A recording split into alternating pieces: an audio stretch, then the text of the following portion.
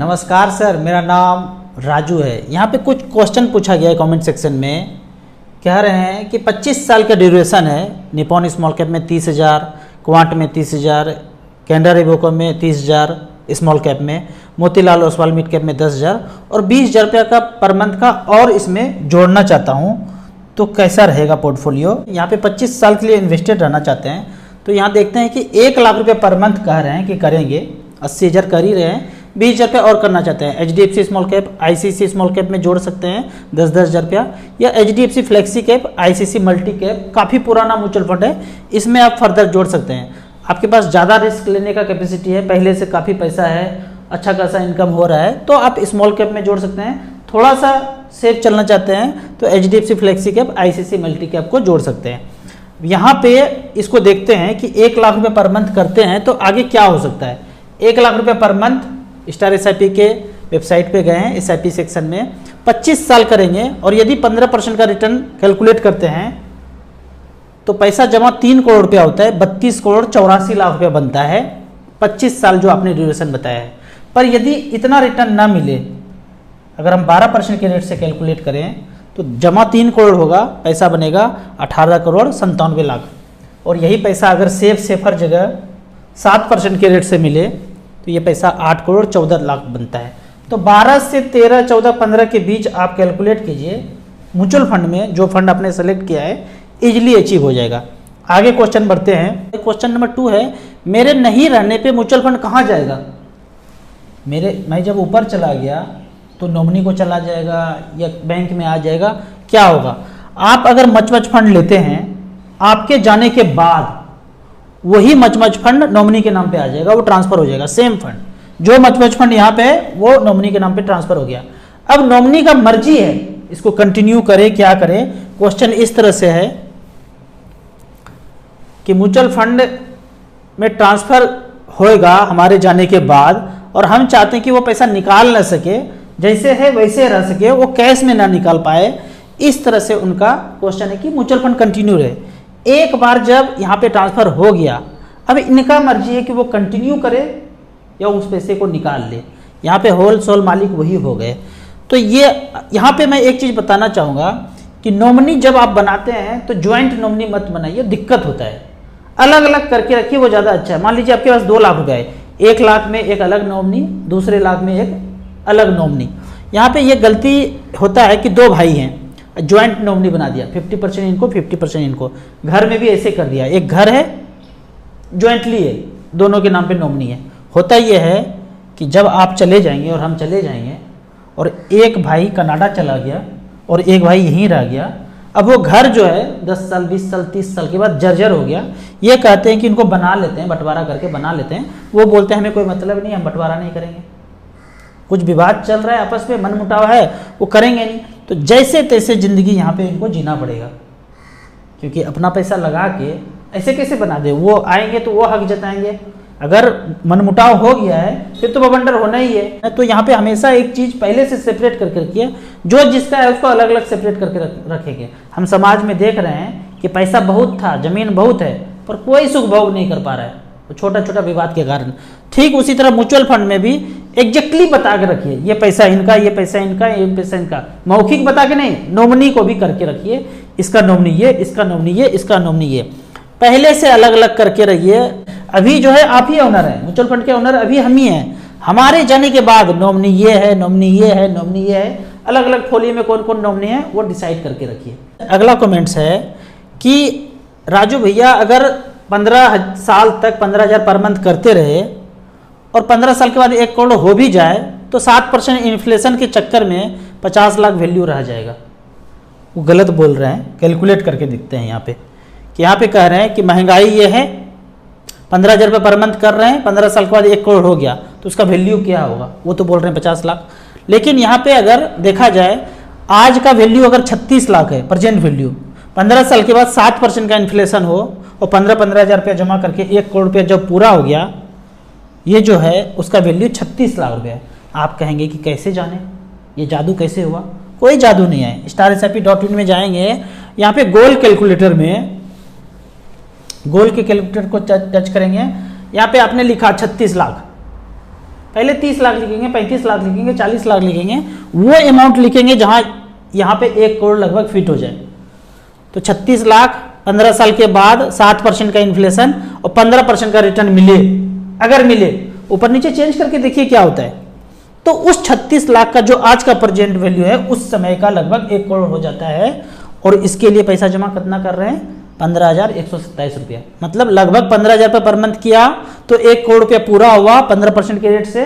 और यदि 7% का इन्फ्लेशन रहा तो इसका प्रेजेंट वैल्यू 36 लाख रुपया होता है। इसको चेंज करेंगे, मान लीजिए कि 5% का इन्फ्लेशन हुआ तो आज का जो प्रेजेंट वैल्यू 36 लाख है उस समय का कितना होगा? 74 लाख रुपया। मतलब जो 36 लाख में आज घर खरीद रहे हैं, अगर 5% का इन्फ्लेशन रहा तो उस समय 74 लाख का घर मिलेगा। यदि 7% का इन्फ्लेशन रहा तो जो घर 36 लाख में आज खरीद रहे हैं उस समय 99 लाख का खरीदेंगे।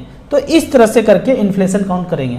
आप कहेंगे कि वैल्यू इतना कम हो जाता है, मैं कहता हूं कि कहीं भी करेंगे। ये तो 15% के रेट से कैलकुलेट किया था, अगर 8% के रेट से बैंक पोस्ट ऑफिस में रहेगा तो कितना वैल्यू होगा? जाहिर सा बात है कि वो कम होगा। जो 15% के रेट से मिल रहा था 8% के रेट से कम होगा।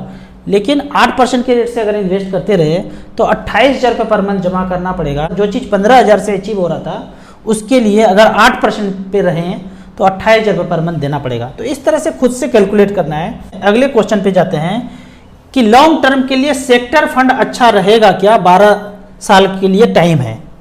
अब सेक्टर फंड के बारे में पूछ रहे हैं। मैं हमेशा बोलता हूं कि सेक्टर फंड से बचना चाहिए।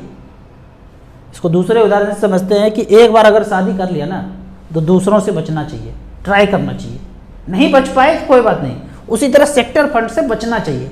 बहुत ज़्यादा पैसा आपके पास, इधर लगा दिया उधर लगा, चलेगा, लेकिन ज़्यादा पैसा नहीं है तो मैं कहूँगा सेक्टर फंड से बचिए। अब आपको बोलूँगा, आप पूछेंगे क्यों बचें? उसके लिए लॉजिक है। यहाँ पे मैं आपको निपॉन इंडिया स्मॉल कैप का एक पोर्टफोलियो दिखाता हूँ। 172 स्टॉक है इसमें, निपॉन इंडिया स्मॉल कैप में। अभी इस 172 स्टॉक में जो सेक्टर आप बात कर रहे हैं, क्या उस सेक्टर का स्टॉक फंड मैनेजर ने नहीं खरीदा होगा? ये तो हो गया निपॉन इंडिया का, और ये है एसबीआई स्मॉल कैप का। आप कहते हैं कि ये सेक्टर अच्छा लग रहा है, आपको अच्छा लग रहा है, रिटर्न अच्छा लग रहा है, और उसमें कुछ स्टॉक होगा, और फंड मैनेजर को अगर लग रहा है कि वो स्टॉक अच्छा करेगा तो क्या वो स्मॉल कैप में खरीद के नहीं रखेंगे? ऐसा हो ही नहीं सकता है कि फंड मैनेजर को लगे कि ये फंड खूब अच्छा करेगा, ये स्टॉक खूब अच्छा करेगा, तो उसमें वो पोर्टफोलियो में ना रखे। तो ये तामझाम छोड़ना है सेक्टर फंड वगैरह। अगर टेक्नोलॉजी फंड अच्छा लग रहा है तो फंड मैनेजर स्मॉल कैप में टेक्नोलॉजी फंड लेके रख लेंगे। स्मॉल कैप का तो मतलब ही हो गया ना एकदम डाइवर्सिफाइड, जहां लगाना है लगाएंगे। टेक्नोलॉजी हो, इंफ्रा हो, ऑटो हो, पावर हो, कुछ भी हो, यहाँ पे तो कोई बंधन ही नहीं है। हमने बोला स्मॉल कैप, जो छोटा छोटा कंपनी होगा सब खरीदेंगे, तो सेक्टर से कोई मतलब नहीं है। यहाँ जो मर्जी है वो खरीदते रहेंगे। तो इस तरह से करके आपको सेक्टर से बचना है। सेक्टर का एक टाइम होता है, एक टाइम में चला फिर कभी नहीं चलेगा, फिर चला कभी नहीं चलेगा, कि तो उससे अच्छा है कि फुल डाइवर्सिफाइड म्यूचुअल फंड जो है वो स्मॉल कैप, उसमें लगाते रहिए। अब यहाँ पे एक खतरनाक वाला क्वेश्चन आ गया है। वो क्वेश्चन है कि पहले इच्छाओं को मारकर जल्दी वित्तीय स्वतंत्रता हासिल करने का घमंड है और होना भी चाहिए। ये घमंड शब्द दे दिया। कोई भी व्यक्ति ना जो पढ़ाई करते हैं, कुछ बनना चाहते हैं, 4 साल 5 साल मेहनत करके कुछ पाते हैं, तो पाने के बाद उसको घमंड आ जाएगा। अगर तो आ गया तो गया काम से, लेकिन उसको घमंड नहीं बोलेंगे। अगर कोई घमंड दिखाता है तो फिर तो उसका कोई कहना ही नहीं है। यहाँ पे उनके कमेंट्स का जवाब है कि अगर फाइनेंशियल फ्रीडम पाने के बाद या पैसा आने के बाद किसी को घमंड हो जाए तो उस पैसे का कोई यूज नहीं है। अगर तो पैसा आने के बाद घमंड आ गया ना तो सारा निगेटिव एनर्जी जो है ना उसके अंदर समा जाएगा। यहाँ पे मैं आपको एक कहानी सुनाता हूँ। बुद्ध जी, महात्मा बुद्ध जी जहाँ भी जाते थे एक जंगल में बसेरा करते थे, उसको जैतवन बोलते हैं। उनका एक शिष्य था आनंद। वो आनंद अपने गांव के निकट ही बसेरा करने जा रहे थे। 10,000 भिक्षु के साथ उस गांव में वो बसेरा करने जा रहे थे। तो जो भी जंगल में जाते थे उसको जैतवन बोलते थे। सभी लोग गांव के मिलने आए। आनंद की बहन को भी मिलने आना था पर वो आई नहीं। जब आई नहीं तो संदेश भेजा गया। संदेश भेजने के बाद बहन आई, पहले आ नहीं रही थी क्योंकि उनकी बहन को पूरे शरीर पे फफोला हो गया था, एक स्किन डिजीज हो गया था। जब बुलाने के बाद आई तो कपड़े ढक के आई। तो आनंद उनके भाई ने कहा कि पागल हो गई क्या, एक तो तुम आई नहीं और जब आई हो तो कपड़े ढक के आई हो। फिर बहन ने कहा कि मुझे पूरे शरीर में फफोला हो गया है, ये डिजीज़ काफ़ी समय से है, मैं अपना चेहरा आपको दिखाना नहीं चाहती थी इसलिए मैं नहीं आ रही थी। तो आनंद उनके भाई ने बोला छोड़ो इन बातों को, तुम्हें बहुत काम करना है। 10,000 भिक्षु आए हैं, बारिश का समय है, छप्पर छौनी ये सब सेट बनाना है, तुमको उस काम में लगना है, जाओ और ये काम करो। 1000 भिक्षुओं को रहने के लिए उनको काम करना था। उनका नाम रुक्मणी था बहन का। तो पहली बार भाई ने कुछ कहा, उन्होंने कहा भाई जी बन जाएगा। 10 साल 12 साल के बाद भाई मिलने आए हैं और उनको कुछ काम दिया तो काफ़ी स्वाभिमानी थी वो। उन्होंने सारे अपने कंगन सोने को बेच दिया और इतना रम गई काम करने में, 2 महीने तक लगातार काम करते रही, इतना काम में रम गई कि उस बीमारी को भूल ही गई और 90% वो ठीक हो गई।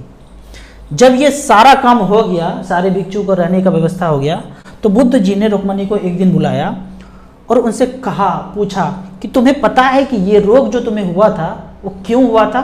तो रुक्मणी ने कहा नहीं भंते, मुझे नहीं पता है। तो बुद्ध जी ने कहा तुम काफ़ी रूपवती थी, सुंदर थी और बात बात पे क्रोध करती थी, गुस्सा करती थी। तुम्हारे सामने कोई भी तुमसे कम सुंदर का आ जाए तो उसका तिरस्कार करती थी। ये जो क्रोध गुस्सा घमंड है ना, ये ऊर्जा कन्वर्ट होकर बीमारी में चला गया और पूरे शरीर में तुम्हें बीमारी ने घेर लिया। हम लोगों ने फिजिक्स में ये पढ़ा है कि एनर्जी जो है ना ट्रांसफ़र होता है, बदल जाता है, ख़त्म नहीं होता है, एक एनर्जी दूसरे में ट्रांसफ़र हो जाता है। फिर बुद्ध जी ने कहा अभी जो अब तुम 90% ठीक हो गई ना, ये 2 महीना जो तुम काम की, वो जो करुणा दिखाई कि भिक्षु रहेंगे कैसे, उनके बारे में सोची, हम नहीं काम करेंगे तो भिक्षु भीग जाएंगे, रहेंगे कैसे, रात में सोएंगे कैसे, ये जो तुम्हारे मन में करुणा आया ना, वो सारे बीमारी का ऊर्जा करुणा के ऊर्जा में ट्रांसफ़र हो गया।